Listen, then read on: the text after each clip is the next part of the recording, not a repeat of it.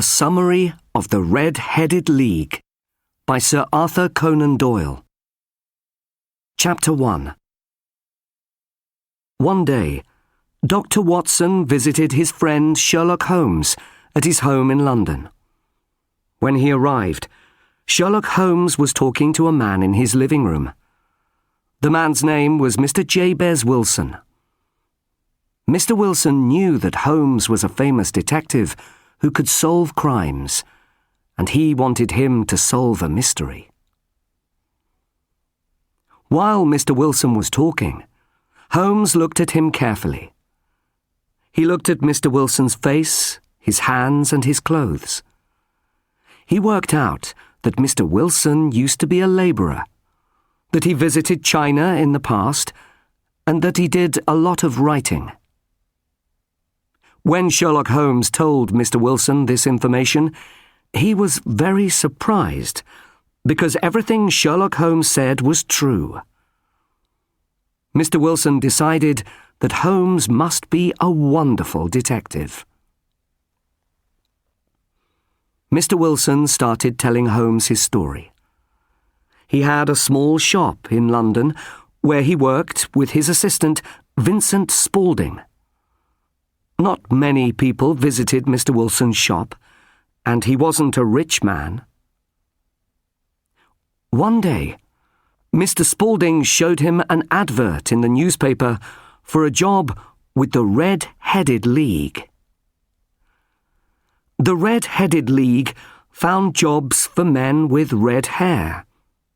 Mr. Spaulding wanted Mr. Wilson to ask about the job because Mr. Wilson had red hair, and the job was only a few hours a week. The money could really help Mr. Wilson and his small shop. That afternoon, Mr. Spaulding took Mr. Wilson to the Red-Headed League. There were a lot of men waiting outside the office, and they all had red hair. But Mr. Spaulding pushed past all the men until they were outside the door.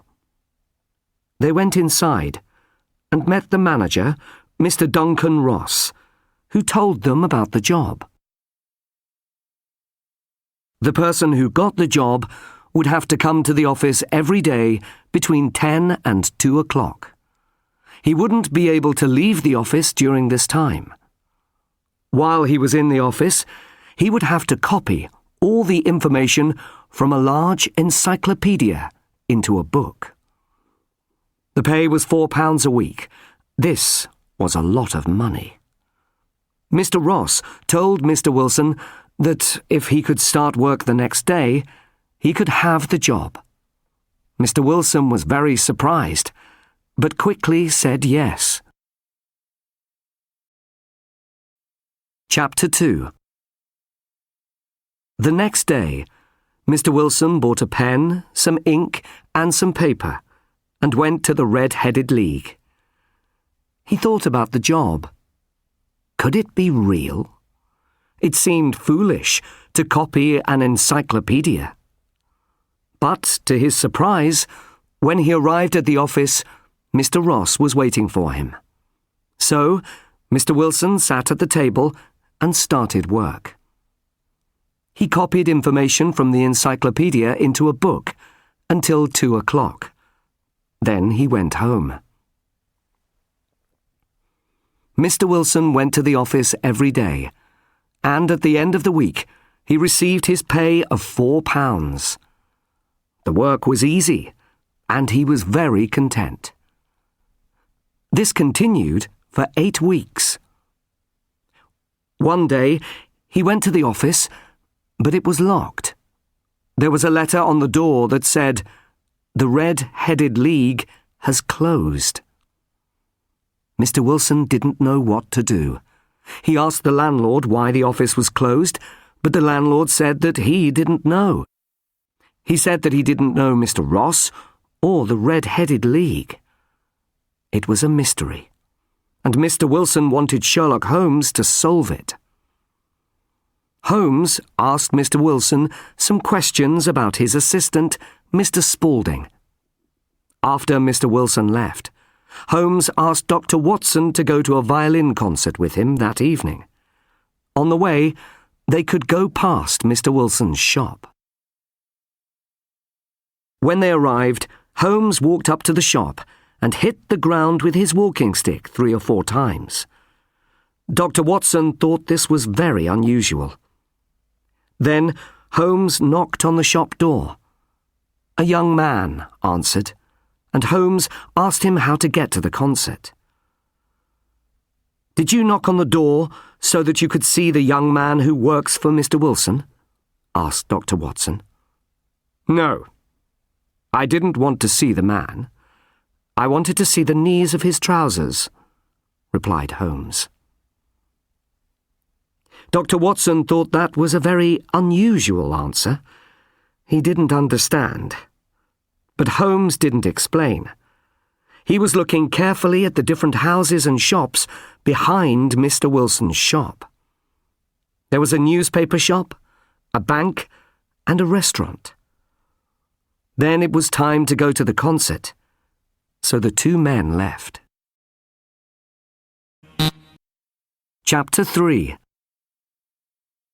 After the violin concert, Sherlock Holmes told Dr. Watson that he had to see someone before he went home.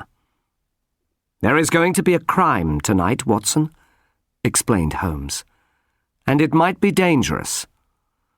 Meet me at 221B Baker Street at 10 o'clock. Dr. Watson arrived at Baker Street that evening. Holmes was talking to Peter Jones, who was the most important policeman in London, and a man called Mr. Merriweather. Holmes explained to Watson that they hoped to catch a famous thief called John Clay that night. The 4 men got into 2 taxis. While they were travelling, Holmes told Dr. Watson that Mr. Merriweather was the manager of the bank behind Mr. Wilson's shop. The taxis were taking them to Mr. Merriweather's bank. When they arrived, Mr. Merriweather took them into the bank and down into the cellar. It was dark inside the cellar, and there were a lot of large boxes. Holmes looked carefully at the floor of the cellar. Then he asked Mr. Merriweather to tell Dr. Watson why the thieves might be interested in this bank. "They are interested in the gold in the boxes in this cellar," explained Mr. Merriweather. "It is unusual to have so much gold in one bank, and we have been worried. We wanted to move it." Holmes explained that the thieves were going to come into the cellar under the ground from Mr. Wilson's shop. Now there were 3 policemen waiting outside Mr. Wilson's shop. Holmes and the 3 men were waiting inside the cellar. The thieves wouldn't be able to escape. Holmes turned out the light, and the 4 men waited for the thieves to arrive. After about an hour, the men saw something. One of the large square stones in the floor started to move. Suddenly, they saw a hand. The hand slowly moved the stone up and to the right. Then a young man climbed out of the hole and into the cellar. When the young man stood up, Holmes quickly grabbed his arm. It was John Clay. "John Clay, your red-headed idea was a good one, but we've caught you," said Holmes. Chapter 4. Sherlock Holmes and Dr. Watson returned to Baker Street, and Holmes explained the crime to Watson. John Clay had the idea for the Red-Headed League because his friend Mr. Ross had red hair. Holmes knew that the job of copying out the encyclopedia was too foolish to be a real job. Clay and Mr. Ross invented the job because they wanted Mr. Wilson out of his shop. Why? Mr. Wilson told Holmes that Mr. Spaulding often used to work in the cellar. Holmes thought that this was unusual. Holmes asked some questions about Mr. Spaulding and found out that he was John Clay, the thief. When Holmes knocked on the door of the shop, he saw that the knees of Mr. Spaulding's trousers were dirty and had holes in them. Holmes deduced that he was digging a tunnel with Mr. Ross when Mr. Wilson was not in the shop. When I saw that the bank was behind Mr. Wilson's shop, I knew why they were digging a tunnel, said Holmes.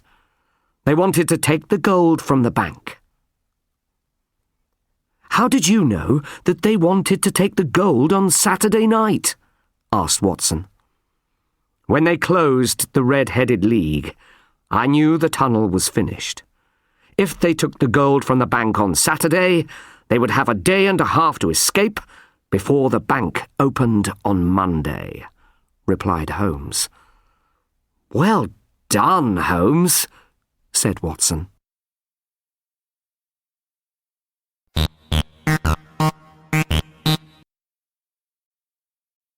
Advert. Assistant. Seller. Copy. Crime. Detective. Dig. Encyclopedia. Grab. Hit. Knock. Labourer. Landlord. Lock. Move. Mystery. Observe. Pay. Policeman. Real. Rich. Solve. Surprised. Tunnel. Wait. Work out. The Red-Headed League.